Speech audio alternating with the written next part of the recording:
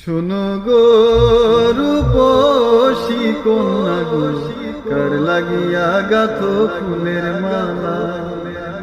ও তার খোপাই পরা রূপার কাটা গো,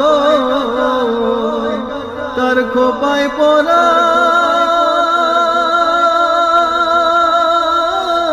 রূপার কাটা গো, হাতে কাকন বালা, কার লাগিয়া গাথো ফুলের মালা।